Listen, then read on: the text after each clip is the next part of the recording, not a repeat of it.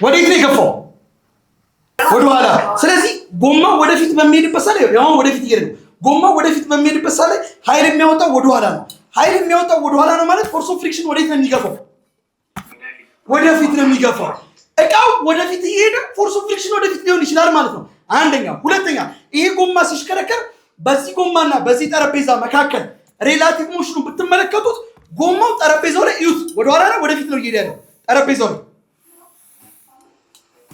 ላይ በጠረጴዛውና በዚህ በጠረጴዛውና በጎማው መካከል ያለው እንቅስቃሴ ወደኋላ ነው። ወደኋላ ነው ማለት ፎርስ ኦፍ ፍሪክሽን ወዴት ይገፋዋል? ወደፊት።